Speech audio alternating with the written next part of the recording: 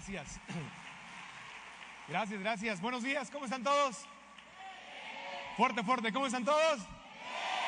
Ok, un aplauso a todos los que llegaron temprano, que madrugaron para estar aquí a tiempo. Un aplauso a todos, muy bien. ¿Quién conoce Padre Rico, Padre Pobre? ¿Quién lo ha leído? Levante la mano, perfecto. ¿Quién no lo ha leído? Ok, anótenlo, es un libro que les recomiendo muchísimo que lean. La razón por la que estoy haciendo preguntas es por esto.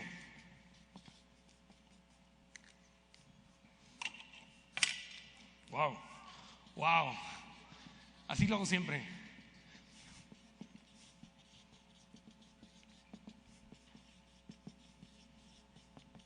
¿Qué dice aquí? Exactamente, aprender requiere energía. ¿Qué dice aquí? Más o menos, ¿qué dice aquí? Aprender requiere energía, exactamente. Y si yo no les hago preguntas y no les pido que me contesten y no les pido que se volteen, al ratito lo voy a hacer con el de junte, que le den un high five y que le digan, mira, ya aprendí algo, y se muevan un poquito, se me quedan dormidos. ¿Está claro? Entonces no venimos aquí a quedarnos dormidos, ¿o sí? O sea, no quiero que sea como que cuando van a la iglesia el domingo y están los apóstoles, te alabamos, Señor. Entonces, ¿qué dijo? ¿No? Entonces, no queremos eso, queremos que estén despiertos. Entonces, ¿están despiertos, sí o no? Ok, entonces, cuando conocí a Robert Kiyosaki, yo le dije a Robert, yo estoy muy confundido. Le dije, porque yo no tuve un papá rico y un papá pobre. El libro, levante la mano, ¿quiénes no lo han leído? Levante la mano. Ok, para los que no lo han leído, Padre Rico, Padre Pobre es la historia de Robert Kiyosaki, que nació en Hawái, es de ascendencia japonesa, no es japonés, es americano, pero nació en Hawái, y él tenía un papá pobre que fue su papá, sanguíneo. Su papá era maestro de escuela, era un hombre brillante, trabajador, trabajó para el gobierno toda su vida, pero murió pobre. ¿Por qué? Porque nunca tuvo educación financiera. Y el papá rico era el papá de su mejor amigo, que era un empresario, era dueño de negocios, llegó a ser dueño de algunos de los hoteles más lujosos que hay en Hawái. Y el papá de su mejor amigo, y él le decía, no trabajes por el dinero, aprende a ser dueño de negocios, aprende que el dinero trabaje para ti. Ese era el papá rico. Y el papá pobre le decía, ve a la escuela, saca buenas calificaciones, consigue un trabajo seguro, ahorra y retírate. Entonces él creció con esas dos filosofías. Entonces por eso Robert Kiyosaki acabó siendo una mezcla de los dos. Acabó siendo maestro como su papá pobre, pero maestro de educación financiera como su papá rico. ¿Okay? Entonces yo le decía a Robert Kiyosaki, yo no tuve un papá rico y un papá pobre, pero yo nací en la frontera entre un país rico y un país pobre. Yo nací en Tijuana, Baja California. ¿Quién ha estado en Tijuana? Levante la mano. ¿Quién no ha estado en Tijuana? ¿Quién lo ha visto en la tele? ¿Quién lo ha visto en la... ¿Ya te cansaste? ¿No? Bueno, cuando naces en una ciudad como Tijuana, yo nací a una cuadra de Estados Unidos, literalmente a una cuadra estaba el Bordo y allí estaba Estados Unidos. Entonces creces en una ciudad pobre, en un país pobre, pegado no solamente a un país rico, sino a San Diego, que es una de las ciudades más ricas del mundo entero.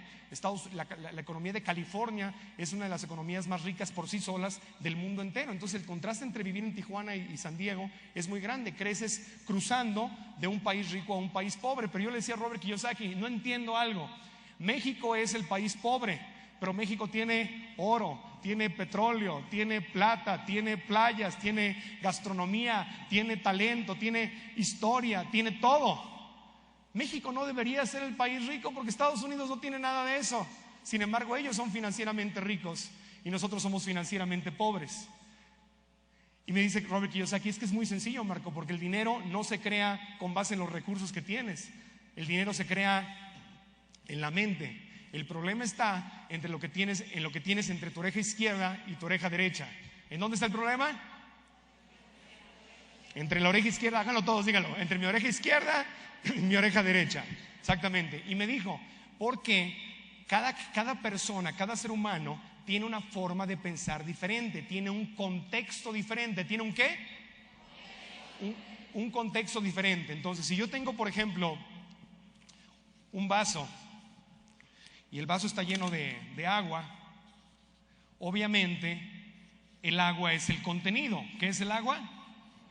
El contenido. ¿Y el contexto entonces cuál será? El vaso. Exactamente, el vaso es el contexto. Repitan esa palabra, ¿es el qué? El contexto. Y el contexto no es otra cosa más que tu forma de... ¿Tu forma de qué? Los necesito despiertos, si no me ayudan no, se van a dormir. ¿Tu forma de qué? Tu forma de pensar, exactamente. Entonces lo que sucede es algo. Si yo tengo una forma de pensar chiquita, un contexto chiquito, ¿verdad? Comparado con un contexto más grande. Y de repente digamos que el agua es el dinero, porque la gente piensa en el contenido. Dice que la gente, quiero tener dinero, quiero tener dinero, quiero tener dinero, quiero dejar de sufrir por el dinero. Y estás pensando en el dinero, es el contenido. Y nunca piensan en el contexto. Entonces el problema es que aunque haya mucho dinero, si tú tienes una forma de pensar chiquita, si tu educación es muy pequeña, va a caer el dinero y después de que caiga, ¿qué va a pasar? ¿Qué va a pasar? Se va a llenar. Y si le sigo echando dinero, ¿qué va a pasar? Se va a derramar. Entonces, si tengo un contexto chiquito, ¿puedo tener el dinero? No, no puedo tenerlo, porque mi forma de pensar me limita de tener el dinero. Entonces mucha gente dice, en este momento la gente está diciendo, es que no hay dinero, es que estamos en una crisis. Por cierto, una crisis mundial, no es una crisis de México, estamos todos claros en eso, ¿verdad? Ok, la gente dice, no hay dinero. Y yo les pregunto, ¿de verdad no hay dinero? Nunca en la historia de la humanidad los gobiernos del mundo habían producido tanto dinero, porque el dinero lo hace el gobierno, lo imprime, lo imprime, lo imprime, lo imprime. El gobierno de Estados Unidos nunca había producido en precio tantos billetes. Hay mucho dinero. Que tú no tengas el dinero es otro problema, ¿no? Portate con el de junto y dile, ese es mi problema. Dile al de junto que no conozca, dile, ese es mi problema, ¿ok? Pero entonces Robert Kiyosaki me dijo, yo te puedo enseñar a predecir el futuro financiero de los demás con tan solo hacerles algunas preguntas.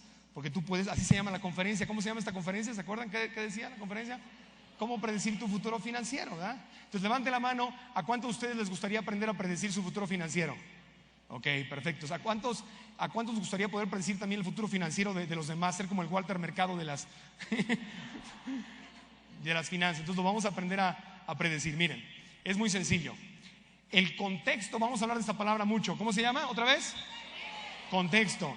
El contexto de la gente pobre, de la clase media y de los ricos es totalmente diferente. Y hoy vamos a aprender a ver eso. Ahora les quiero decir algo, ni se enojen ni se asusten, porque la forma de pensar que tenemos, ¿la creamos nosotros o quién la creó? ¿Seguros? Cuando estabas chiquito, ¿tú decidiste cómo ibas a pensar? ¿Quién te enseñó a pensar? Tus papás. ¿Y a ellos quién les enseñó a pensar? Sus papás. Y además de tus papás y tus abuelitos, y te lo enseñan con todo el amor del mundo. No estoy diciendo que te lo dicen con ganas de fregarte, no, te lo enseñan con todo el amor. Pero si ellos les enseñaron lo mismo, lo único que hacen es repetir como periquitos, ¿verdad? ¿Quién más te enseña a pensar?